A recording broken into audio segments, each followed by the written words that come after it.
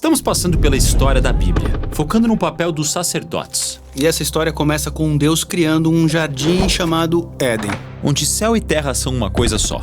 Deus coloca os humanos no jardim para serem sua imagem real, seus sacerdotes, para que os humanos e Deus trabalhem juntos. E tudo isso é chamado de bênção de Deus. Mas tragicamente, os sacerdotes humanos são levados a se rebelar contra Deus e são exilados do jardim. Mas Deus promete que um descendente derrotará esse enganador maligno e restaurará os humanos como sacerdotes reais. E ele será tanto um sacerdote como um sacrifício. Mas a humanidade ainda está fora do Éden e as coisas desandaram para uma violência caótica. Então Deus escolhe um casal no meio dessa bagunça, Abraão e Sara, e os chama para irem até a terra de Canaã. E ele lhes promete uma grande família e todas as bênçãos do Éden. Mas as bênçãos não são só para eles. O objetivo é que a bênção de Deus flua da família deles para todas as nações. Então isso torna a família de Abraão um sacerdócio. Abraão é o sacerdote real que esperamos? Não, mas Abraão encontra uma figura misteriosa que nos lembra daquele sacerdote real prometido. E quem é? Abraão vence uma batalha arriscada.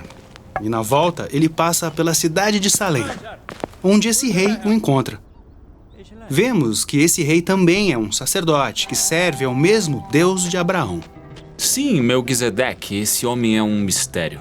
Não sabemos por que ele adora ao Deus de Abraão. Nem sabemos de onde vem sua família. Exatamente. Mas veja o que acontece.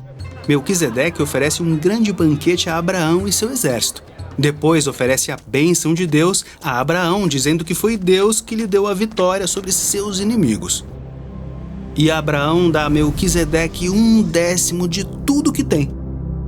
E essa é a história. Mas o que significa? Bem, Melquisedeque é o rei e sacerdote de Salém. Um nome antigo, abreviado de Jerusalém. Ah, Jerusalém, que depois se torna a capital da futura família de Abraão, onde o templo é construído. E os 10% que Abraão dá a Melquisedeque são como os 10% que os israelitas depois darão para honrar os sacerdotes do templo. Exatamente. Então aqui está Abraão, pai dos israelitas, honrando um sacerdócio real bem antes do templo de Israel ou de seus sacerdotes. Ah, Melquisedeque. Sim, ele é muito importante e vamos voltar a ele quando chegarmos à história de Davi. Certo, agora voltando a Abraão. Descobrimos que ele e Sara não podem ter filhos e são muito velhos. Como poderão ter uma família? Bem, eles fazem o próprio plano. Sara obriga uma escrava egípcia a ter uma criança com Abraão. Mas quando acontece, Sara acaba desprezando e oprimindo sua escrava. Então, em vez de confiar que Deus lhes daria uma família, eles fazem do jeito deles. Certo. Por fim, Deus acaba lhes dando um filho, Isaque. Mas logo Deus pede a vida desse filho. Abraão é chamado a sacrificar Isaque em uma montanha. E sabemos que é um teste. Deus está pedindo que Abraão assuma suas falhas, pare seus esquemas e entregue o futuro de sua família a Deus.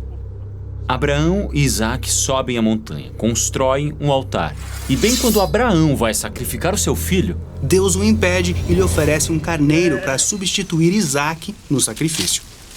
E aqui o narrador para a história e começa a falar a você, leitor, dizendo: é por isso que hoje se diz, no monte de Yahweh se proverá.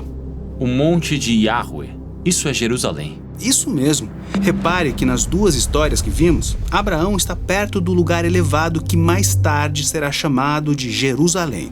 Na primeira história, Abraão encontra um sacerdote real. E na segunda história, Deus provê um sacrifício substituto para cobrir os pecados da família de Abraão. Sim, e as duas histórias apontam para a necessidade de um sacerdote real futuro que também se tornará sacrifício pelos pecados de Abraão e sua família. A partir daqui, a família de Abraão se torna um povo, mas eles acabam como escravos no Egito. Então, como um grupo de escravos pode gerar um sacerdote real? Exatamente. Isso nos leva a Moisés, cuja história veremos a seguir.